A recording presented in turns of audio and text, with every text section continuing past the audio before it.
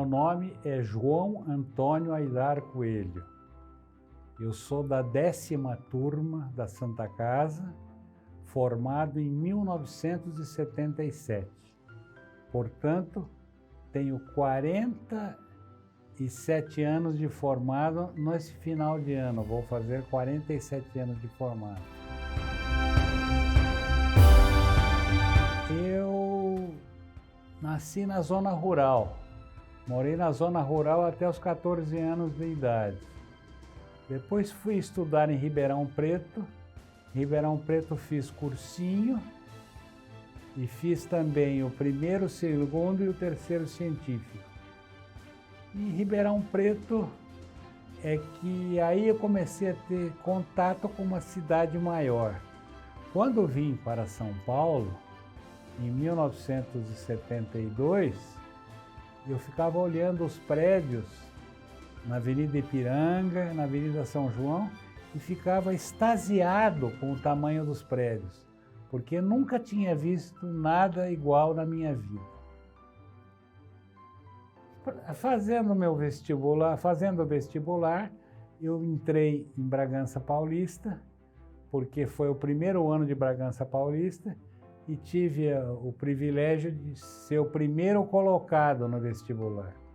Não fiz matrícula, porque como tinha 17 anos de idade, eu achava que era muito jovem para começar a estudar numa faculdade recém-inaugurada. Depois fiz Santa Casa.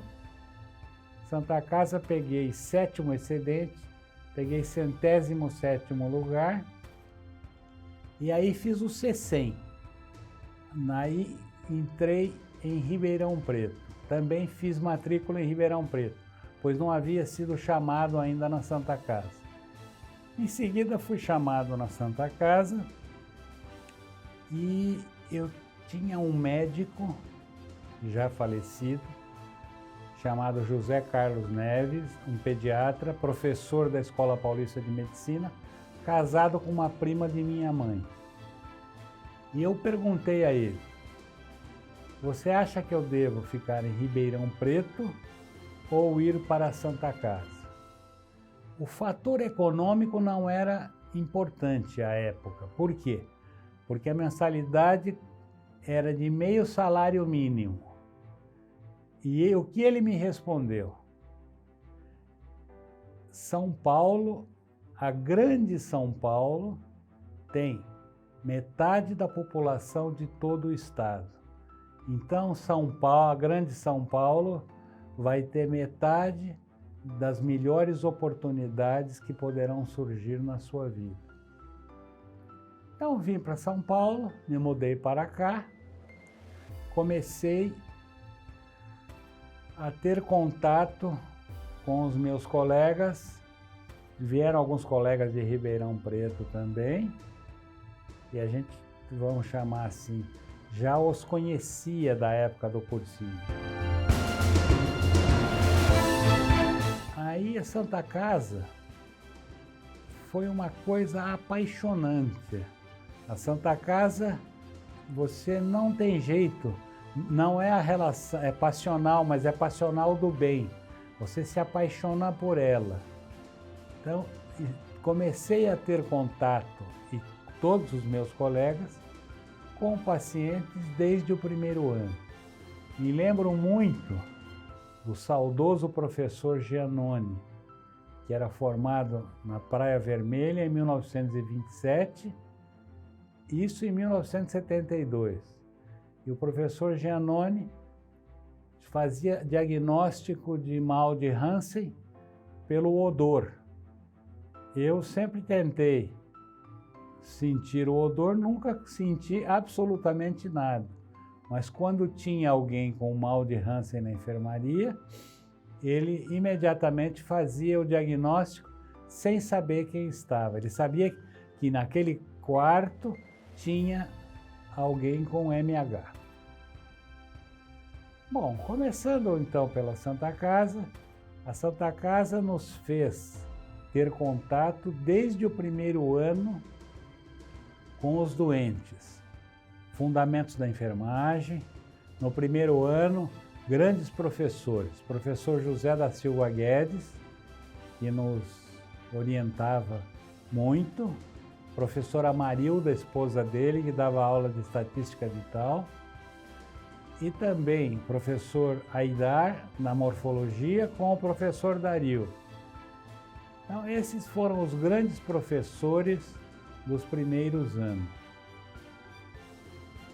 Indo mais adiante, no terceiro ano, eu pude ter contato com o professor Maffei, Walter Edgar Maffei, o famoso professor Maffei. O professor Maffei era muito polêmico, porque ele era o indivíduo que era extremamente radical dentro do que ele pensava. Então, todo mundo na Santa Casa tinha a ala pró-Maffei e a ala anti-Maffei. Estas duas alas, nós também acabávamos conflitando entre os colegas, porque tinham colegas que o admiravam e tínhamos colegas que não o admiravam. Em geral, ele era muito admirado, ele era muito respeitado. Só para termos uma ideia, a primeira aula que eu assisti no anfiteatro do terceiro ano, o professor Maffei deu a aula inaugural. E ele começou a aula dizendo o seguinte: quando eu me propus a ensinar medicina, eu me esqueci de um princípio básico da física. O som não se propaga no vácuo. Aí todo mundo começou a dar risada, ele falou: estas paredes todas aqui já aprenderam, mas vocês serão incapazes de aprender. Então, as aulas com ele, além das aulas que ele nos dava, o grande aprendizado nosso foi na sala de autópsia, porque no quadro negro na sala de autópsia tinha uma frase de um patologista chamado Roktansky, que era hic locus est ubi mors gaudet socorrere vitae. Aqui é o local onde a morte se ufana de socorrer a vida. Então o professor Maffei foi uma figura inesquecível, absolutamente inesquecível. Tinha também o professor Maffei e o professor Cherruti, eles viviam em conflito. Certa vez o professor Cherruti, abrindo a porta da sala de autópsia, encontrou o professor Maffei e falou: estava voltando, ele falou: entra, vem aprender um pouco de medicina. O professor Cherruti falou: eu se entrar aí, vou desaprender medicina. Ele falou: mas não vai desaprender muita coisa, porque você não sabe quase nada. Então, ele dizia, ele era assim, ele já falava, só para me lembrar, na primeira aula que nós tivemos, a aula trote, foi um aluno do 6º ano que deu essa aula para nós, e ele pediu para que comprássemos um livro chamado Avanços na Antibiótico Terapia. E o professor Maffei tinha horror de antibiótico. Não é do antibiótico, ele tinha horror do uso indiscriminado dos antibióticos. Aí, professor Maffei no 3º ano, depois no 4º ano, grandes professores tivemos, professor Cherruti, no 4º ano. No 5º ano, os grandes cirurgiões, professor Emílio Atier, professor Álvaro Dino de Almeida, professor João Fava, professor Fares Raal, professor José Mandia Neto, professor Pérez. Então tínhamos uma série de professores que nos ensinavam. E eles nos ensinavam de pegar na nossa mão e nos ensinavam a dar o ponto. Eu entrei na faculdade, porque minha mãe começou a me dizer, desde a época do grupo escolar, que eu tinha que ser médico. Então aquilo acabou ficando na minha cabeça que eu tinha que ser médico e que eu tinha que ser cirurgião. Estando na Santa Casa e fazendo cirurgia, eu comecei a ver que eu jamais seria um bom cirurgião. Eu seria um bom operador. É diferente.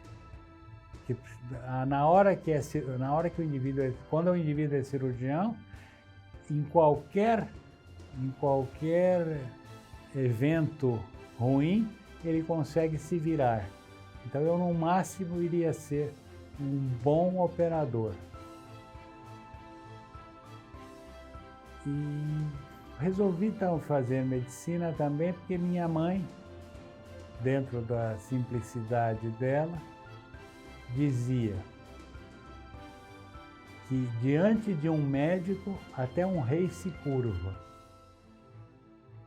Quer dizer, isso era a ideia que se tinha da década de 40 do século passado no médico. Então mudou-se bastante tudo isso. Bom, terminei a faculdade, fiz residência médica durante 2 anos aqui na Santa Casa e me apaixonei pela medicina de urgência, especialmente por UTI. Depois de 5 anos de formado, a especialidade UTI acabou sendo instaurada no Conselho Federal de Medicina e eu fui um dos primeiros médicos que peguei o título por concurso, quer dizer, eu fiz uma prova para pegar o título. Isso me deixou muito tranquilo. A Santa Casa sempre foi um exemplo de como atender o doente. Para ser médico, na Santa Casa não adiantava querer ser professor, não adiantava querer ser cientista ou um estudioso. A Santa Casa nos ensinava e nos ensinou a ser médicos. Médicos de pôr a mão na massa. Isso eu devo muito a todos os professores, sem exceção, a todos os residentes que me orientaram durante o meu internato, o meu 5º e 6º ano.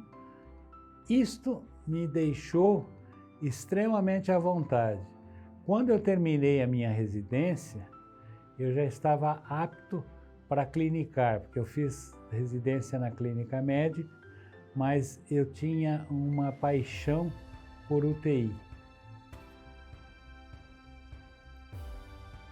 Bom, o único óbice que eu faço é que quando eu me formei, ninguém dizia como é que é um sistema de saúde, quem paga as contas. E a partir daí, a gente não tinha a ideia de como era um sistema de saúde. A gente sabia o que tinha que fazer de melhor para o doente, sempre na boa vontade em fazer aquilo que for melhor. Não que não devêssemos fazê-lo, mas que era muito mais importante para nós estudarmos aquele caso clínico e sabermos pelo menos quem é que financiava esse sistema de saúde. A gente não tinha muita noção, ou nenhuma noção, de como era um sistema de saúde.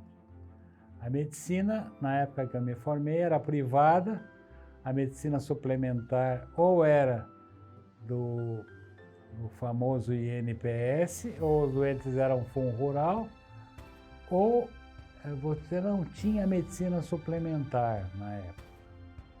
era muito embrionária a medicina suplementar. Então, a maior parte dos colegas e dos pacientes acabavam fazendo medicina privada. E acabou chegando a medicina suplementar, que ao invés de a medicina ser socializada, tentaram socializar o médico. Isso foi uma coisa muito ruim. A medicina suplementar tentou socializar o médico.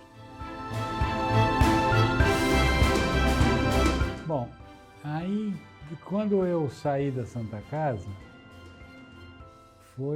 eu nem gosto de voltar à Santa Casa, porque a hora que eu passo pelos corredores da frente, dos DMs, dos DCs, do pronto-socorro, e se for passar embaixo, então, eu com certeza sempre me emociono, porque a Santa Casa ela é ligada por baixo do pavilhão Conde de Lara até o pavilhão da pediatria. Quer dizer, ele vai da Jaguaribe com a Cesárea Mota até a Dona Veridiana com a Marquês de Itu. Por baixo a gente frequenta tudo. Isso é uma coisa que eu acabei saindo depois da Santa Casa e aí fui estimulado a fazer gestão. Eu fui médico primeiro da unidade de nefrologia do Hospital Bandeirantes, hoje Grupo Lefort. Aí fui coordenador médico, depois fui diretor clínico, depois fui diretor clínico e diretor técnico e fiquei lá durante 30 anos, durante mais de 25 anos, eu fui diretor clínico e diretor técnico do Hospital Bandeirantes. Isso me ensinou muito a gestão. A gestão me deu uma visão muito diferente do que é a medicina. E vou dizer uma coisa, eu acabei saindo da UTI porque o nível dos residentes, a gente só não tinha internos, só tinha residente. Na época caiu bastante. Então o que eu sabia como quintoanista, o R2 que eu orientava não sabia. Isso me decepcionou um pouco. Não só em relação à formação da Santa Casa, mas em relação a uma série de escolas médicas que apareceram.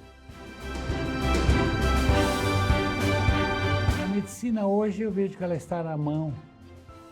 Ela está na mão hoje da saúde suplementar, ela está na mão das operadoras de saúde, tudo com protocolo. Os médicos têm que fazer o que a operadora de saúde quer que se faça. Infelizmente é assim. Então eu não tenho mais, na minha opinião, como eu acho, você tem que ter, não adianta você ter o bom senso para fazer os consensos. É obrigatório ter o bom senso, mas tem que ser o consenso que a operadora quer. Acabou diminuindo a importância, eu diria, não a importância, mas o poder de decisão dele, porque o médico, hoje você fala em equipe multidisciplinar. Na minha época, o médico era o todo-poderoso. Hoje em dia, você tem a enfermeira, você tem a farmacêutica, você tem a fisioterapeuta, você tem a fonoaudióloga, você tem todos os especialistas que gravitam em torno desse doente. O professor Maffei dizia uma frase importantíssima, uma citação importantíssima. Ele dizia: quem tem um médico, tem um médico. Quem tem 2 médicos, tem meio médico. E quem tem 3 médicos, não tem médico. Extremamente polêmico, extremamente inteligente, extremamente E ele fazia questão de polemizar, sabe? Então a pessoa, às vezes, chegava na sala de autópsia, os professores da clínica chegavam ele falava: ah, chegaram os sábios, olha o que eles fizeram com este doente. Quer dizer, apontava o cadáver. Chegavam, são assassinos. Ele não tinha papas na língua. Talvez um dos melhores do mundo. Porque Rokitansky, que foi o grande patologista, fez mais de 30 mil autópsias. O professor Maffei fez mais de 100 mil. A autópsia, ele um dia abriu um crânio de um... O técnico abriu o crânio de um paciente no cérebro e olhou: olha, vem ver aqui, meningite pneumocócica. Porque ele dá na convexidade do cérebro, diferente da meningocócica, que dá na... Aí um colega que estava lá falou: mas professor, ele não tinha nada no pulmão. O professor falou: não me interessa se tinha ou se não tinha, é pneumocócica. A hora que abriu o tórax, ele tinha mais de 1 litro de pus no pulmão. Olha, veja só, veja a sapiência do professor. E eu não conseguia ver nada, porque, na verdade, isso é experiência, né? Eu não conseguia ver nada. Bom, a tecnologia faz o seguinte: a tecnologia junta a inteligência artificial para fazer isso, e aí ele pergunta, você tem que responder que você não é um robô. Olha só o que ele faz. E aí a inteligência artificial, eu acho que ela é importante não para você pesquisar, mas para ela poder te orientar naquilo que você sabe. A inteligência artificial não tem que ser consultada, ela tem que te orientar naquilo que você sabe. Ela tem que vir depois daquilo que você sabe. Não tem resposta. As respostas, quem tem as dúvidas, quem tem que ter é você. E a inteligência artificial é que vai tentar dirimi-la. A gente tem que saber contestar. Eu acho que é de extremo amor pela instituição, extremo amor pelos pacientes. O professor Guedes sempre dizia que o doente é um ser biopsicossocial. Então ele tinha um psíquico, ele tinha a parte biológica, ele tinha uma parte sociológica. Nós tínhamos que saber respeitar isso. A Santa Casa nos ensina a ser humanos, a acolher os pacientes com urbanidade e com respeito. Como orientação para essas turmas que estão chegando, se formando agora, eu diria que é muito mais importante ouvir o que um paciente tem a dizer do que falar com ele. É muito mais importante você saber como ouvi-lo. Então, hoje em dia se fica muito preocupado em colocar no computador algumas coisas e se esquece do olho no olho, que, a meu ver, é importantíssimo. Então, eu gostaria de terminar com um famoso adágio do século XVI, um adágio francês, que dizia: cabe ao médico curar às vezes, aliviar frequentemente, mas confortar sempre.